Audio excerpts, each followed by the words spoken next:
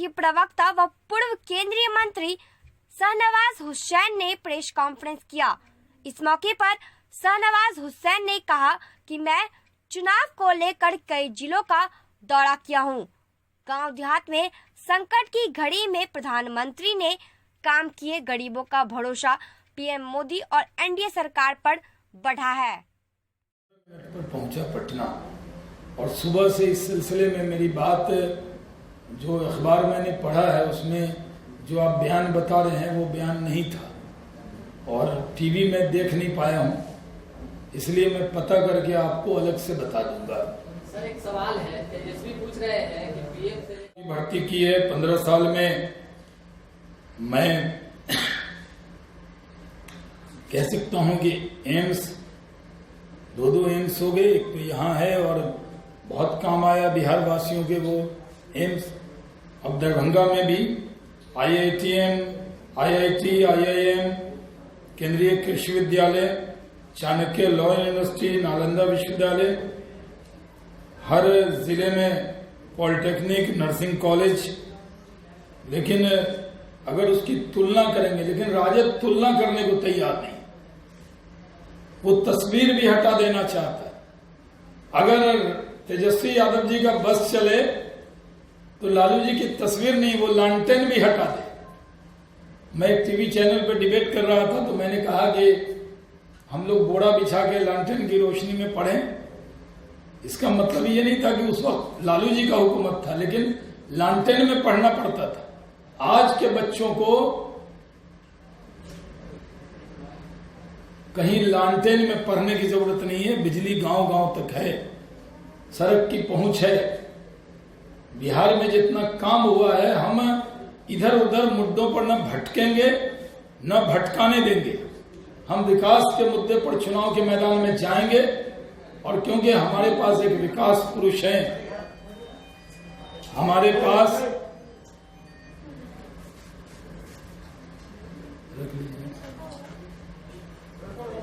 रख दीजिए कोई बात नहीं, हमारे पास हमारा गठबंधन है, हमारे नेता नरेंद्र मोदी है, हमारे मुख्यमंत्री के उम्मीदवार नीतीश कुमार जी हैं। हमारा गठबंधन अच्छा, हमारा काम अच्छा, इसलिए जिनको भी मुकाबला करना है वो उनको एनडीए से करना है। लेकिन वो राजद अपने 15 साल के शासन को भूली बिसरी यादों की तरह, उन गीतों की तरह भुला देना चाहती। राष्ट्रीय जनता दल कहीं भी इस चुनौती को स्वीकार करने के लिए नहीं, इसलिए मैंने कहा मैं बाइक देकर लखीसराय, मुंगेर, भागलपुर, नौगछिया गया था।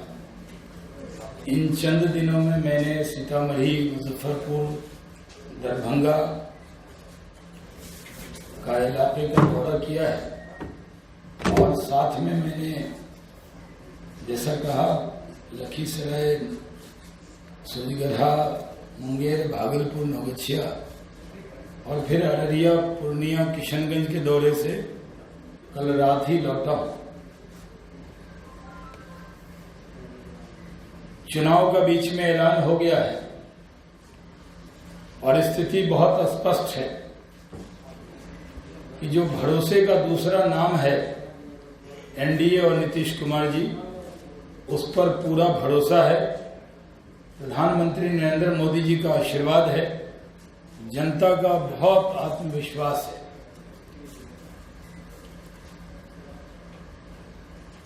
पहले शहर में जब हम लोग जाते थे तो हर जबान पे मोदी जी का, एनडीए का, नीतीश कुमार जी का नाम होता था। लेकिन अब गांव देहात में, क्योंकि मैं पंचायतों का भी दौरा करके आया हूं, संकट की घड़ी में, कोरोना काल में जिस तरह बिहार सरकार ने चिंता की, जिस तरह केंद्र सरकार ने अकाउंट में पैसे भेजे हैं, जिस तरह 5 किलो अनाज और 1 किलो दाल उनको देने का काम किया है, गरीबों का भरोसा बहुत बढ़ा है। उनको लगता है कि हमारी चिंता करने वाला कोई व्यक्ति है और क्योंकि चुनाव का ऐलान हो गया, हम आगामी विधानसभा चुनाव अपने गठबंधन के साथियों के साथ लड़ेंगे। लोकसभा के चुनाव में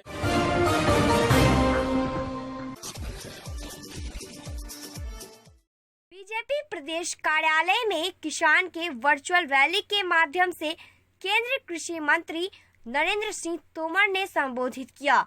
साथ ही प्रदेश कार्यालय में बिहार के कृषि मंत्री डॉक्टर प्रेम कुमार सहित प्रदेश अध्यक्ष संजय जायसवाल भी मौजूद रहे। कि माननीय नरेंद्र सिंह तोमर जी एक किसान परिवार से आते हैं और किसानों की समस्याओं को जितना उन्होंने देखा, समझा और जाना है, वह अपने आप में उनके जो कानून आए हैं वही बताते हैं।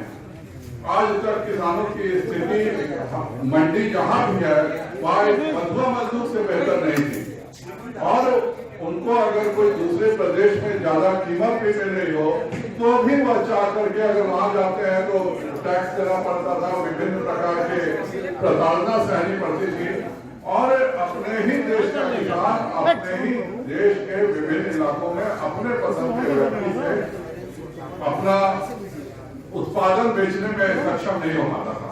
हमारा यह सौभाग्य है कि इस देश को माननीय प्रधानमंत्री श्री नरेंद्र भाई मोदी जी जैसा व्यक्तित्व मिला और उनके साथ पंचायती राज और कृषि मंत्रालय को माननीय नरेंद्र सिंह तोमर जी जैसा नेतृत्व मिला है। आज बिहार में जो यह संकट आया था उसमें माननीय तोमर जी ने 40,000 करोड़ रुपए की अतिरिक्त राशि पंचायतों को दे करके जिस प्रकार की सुविधा उस समय जब कोई रोजगार नहीं चल रहा था तब गरीबों को दी, उससे किसी को किसी तरह का कोई संकट नहीं उत्पन्न हुआ। इसलिए मैं माननीय कृषि मंत्री जी का बहुत बहुत आभार व्यक्त करता हूँ। मैं आभार व्यक्त करना चाहूंगा कि जिस तरह से उन्होंने पंचायती राज को, पंचायत समिति को, जिला परिषद को, जो एक तरह से किसी भी तरह के वित्त के अभाव में काम करना बंद हो गया था, उन सभी को अगर किसी ने वित्तीय अनुदान केंद्र सरकार से दिलाने का काम किया तो वह हमारे माननीय नरेंद्र सिंह तोमर जी।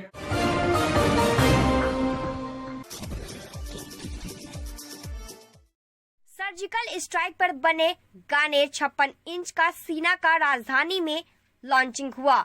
पाकिस्तान पर हुए सर्जिकल स्ट्राइक पर म्यूजिक वीडियो बनाया गया है। बिहार के पूर्व डीजीपी गुप्तेश्वर पांडे भी इसमें हैं। वहीं बीजेपी के कला से संस्कृति प्रकोष्ठ के अध्यक्ष वरुण कुमार सिंह भी मौजूद हैं।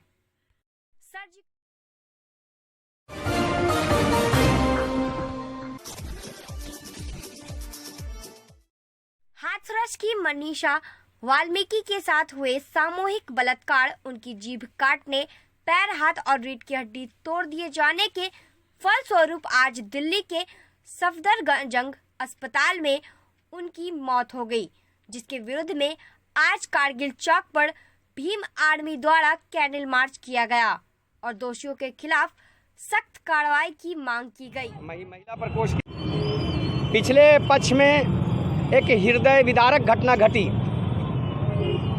मनीषा वाल्मीकि नाम की एक अल्पवयस्क कन्या के साथ सामूहिक बलात्कार की घटना हुई और जब उसने उसका विरोध किया तो उसके ज़बान को खींच के काट दिया गया, उसके हाथ पैर को तोड़ दिया गया, उसकी रीढ़ की हड्डी को तोड़ दिया गया। उनका इलाज अलीगढ़ के जवाहरलाल नेहरू मेडिकल कॉलेज में हो रहा था। भीम आर्मी के प्रमुख भाई चंद्रशेखर आज़ाद रामन में 27 सितंबर को जवाहरलाल नेहरू मेडिकल कॉलेज में उस बहन को देखने का काम किया और विरोध किया। तब राज्य सरकार ने इसके दबाव में आकर के सफदरजंग मेडिकल कॉलेज दिल्ली में उन्हें रेफर किया, जहां उनकी आज मौत हो गई है। भीम आर्मी मांग क्या है? हमारी मांग है कि ये बहुत ही दुखद घटना है, हृदय विदारक घटना है और निर्भया प्रकरण के बाद इस देश में पॉस्को का कानून पाई हुआ, लेकिन योगी और मोदी की जो सरकार है इनके नेतृत्व में बलात्कार का प्रदेश हो गया है उत्तर प्रदेश। रोजाना घटनाएं हो रही, वही हाल बिहार का भी है।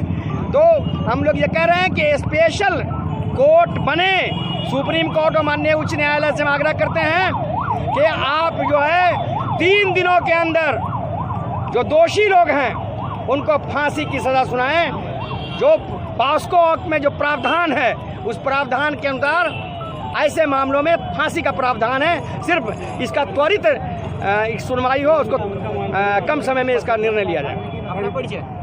मसीहुद्दीन, प्रभारी और प्रवक्ता, आज़ाद समाज पार्टी बिहार।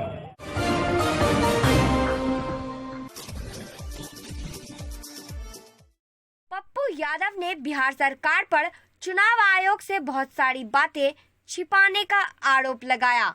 उन्होंने कहा कि 16 जिलों के 2000 बूथों पर पानी रहने की रिपोर्ट है। अगर वहां पानी सूख भी जाए तो इतना कीचड़ रहेगा कि वोट देना मुश्किल होगा। पानी से घिरे बूथों का जिलावार विवरण देते हुए उन्होंने बताया कि इस कारण 20 लाख से अधिक वोटर वोट देने से वंचित हो सकते हैं। लेकिन कहा जाने जाएगा, विकलांगों को, बुजुर्ग लोगों को बैलेट पेपर बीपीएल के द्वारा, बीपीएल ब्लॉक लेवल के द्वारा उसको भिजवाया जाए। अधिसूचना के 5 दिनों में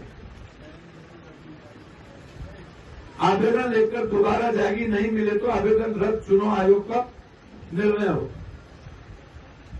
यदि ऐसी व्यवस्था नहीं की तो 20 लाख वोटर वोट देने से वंचित रह जाएंगे।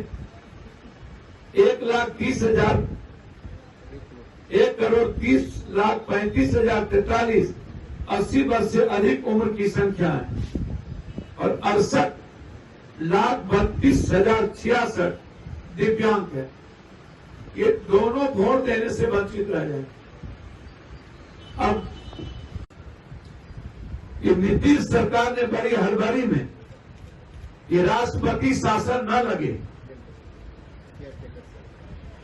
इसके लिए चुनाव की घोषणा करवाने के बाद चुनाव को इस रद्द कर आगे बढ़ाया जाए, जिससे नीतीश कुमार केयर देकर सरकार बनी रहे। एक साजिश रची गई है। मैं उम्मीद करता हूं कि चुनाव आयोग जब कोई ऐसी निर्णय ले तो बिहार में राष्ट्रपति शासन लागू करने का निर्णय लिया है, क्योंकि ये गहरी साजिश है मुख्यमंत्री नीतीश कुमार की। 2 करोड़ वोटरों को वंचित कर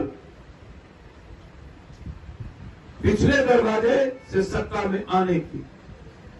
हम दोनों मुद्दों को खारिज करते हैं और आग्रह करेंगे कि जो केंद्रीय नेतृत्व का फैसला मुस्लिम यूनियन लीग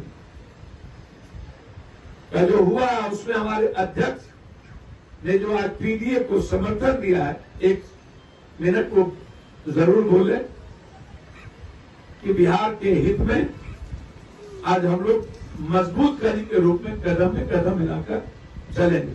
धन्यवाद।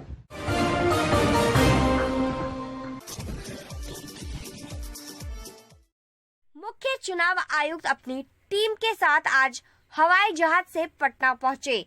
पटना एयरपोर्ट पर कहा 1 अक्टूबर को करेंगे प्रेस कॉन्फ्रेंस।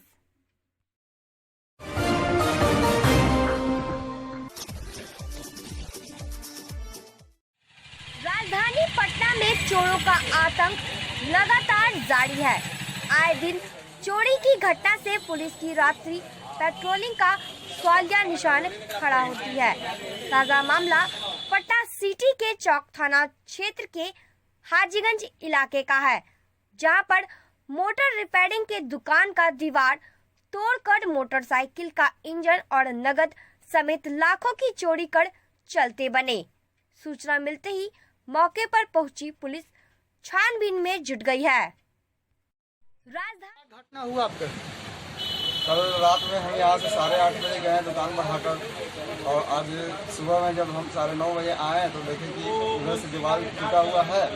और जब हम फिर उसके बाद दोबारा जब हम गेट खोले इधर आकर तो देख रहे हैं कि ना हमारे पास 2 इंजन नहीं है और गल्ला में पैसा रखा हुआ था 4,000 रुपया, वो चला गया। कितना का चोरी हुआ? लगभग मान के चलिए भैया कि 40-50 हज़ार रुपये हमको चूना लग गया। यानी सीसीटीवी फुटेज में भी नजर आया है? जी, उसमें हम बगल में दिखवाए हैं सीसीटीवी फुटेज में। वहाँ का उसमें एक रेखी करते हुए लड़का है जिसका एक हाथ नहीं है, वो हम देखे। पुलिस आई थी, हाँ जी, पुलिस आई थी, मामला दर्ज हो गया है। अभी देख के गए हैं, उसके बाद फिर अभी जाएंगे तो वहाँ।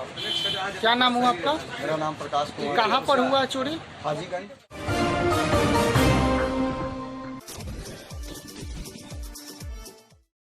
जवान किसान मोर्चा पूर्व कर्नल ओडीसी उपाध्यक्ष ने कहा कि बिहार विधानसभा चुनाव की तैयारी में तैयारी हर एक पार्टियां कर रही है। इस बीच आप क्षेत्र का भ्रमण कर रहे हैं, क्या मतलब आम पब्लिक का कहना है? मैं मीडिया के माध्यम से आपको सबसे पहले तो नमन करता हूं। और लोकतंत्र में जनता जो चाहती थी वो नजर नहीं आया है। हम लोग जहाँ कहीं भी जा रहे हैं यही हो रहा है कि सिर्फ चुनाव जब आता है, वोट देने का पीरियड आता है, तभी तो प्रत्याशी आता है, उसके बाद तो कोई ऐबे नहीं करता है। हम लोगों का सुख दुख देखने वाला कोई ऐबे नहीं करता है, तो हम लोग किस पर भरोसा करें। मैंने उन लोगों को समझाया कि देखिए, ये जो हमारा प्रत्याशी है, पार्टी हमारी जवान किसान मोर्चा है, वो उन लोगों की तरह नहीं है। ये पार्टी वो है कि इसमें लोगों का स्पष्ट है कि जवान और किसान इसकी कोई जात नहीं होती। इसलिए मैं लोगों से यही कहता हूँ कि हम वो पाठ पढ़े हैं जिसमें जाति धर्म का नाम नहीं, नफरत की दीवार नहीं, कोई मजहब की तकरार नहीं। चाहे वो किसी भी जाति और समुदाय से आते हों, हम लोग उस वंश परागत राजनीति का समापन चाहते हैं। बाप बन गया मंत्री, कुछ भी है, उसका बेटा बन गया, उसके बाद आने वाला बनेगा। अरे अब दूसरे अच्छे लोग कब राजनीति में जाएंगे? तो लोगों के दिमाग में ये बात आ रही है। और जहाँ कहीं भी हम लोग गए, जनता यही कही कि सर, आप लोग देश की रक्षा किए हैं, और देश का रक्षा करने वाला आदमी देश के साथ कभी गद्दारी नहीं कर सकता। इसलिए हम लोग प्रॉमिस करते हैं कि इस विधानसभा चुनाव में हम लोग जात और मजहब से ऊपर उठ करके आपके प्रत्याशी जो दानापुर से चुनाव लड़ रहे हैं, चाहे दूसरे जगहों से भी जो लड़ रहे हैं, हम लोग अपना प्रत्याशी उनको चुनेंगे।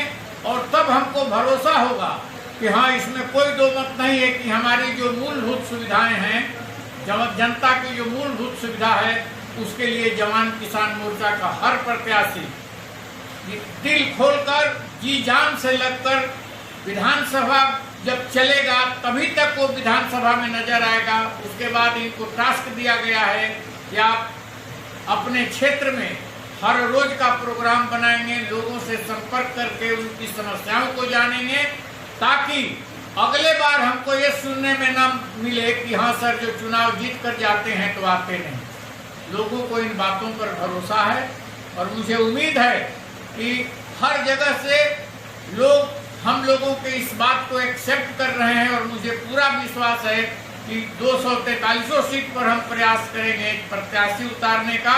और उस दावे के साथ चुनाव लड़ रहा हूं कि अगला विधानसभा चुनाव में जवान किसान मोर्चा की बहुमत होगी, इसमें कोई दो राय नहीं है। आरडी सिंह कर्नल, संस्थापक सदस्य जवान किसान मोर्चा प्लस राष्ट्रीय।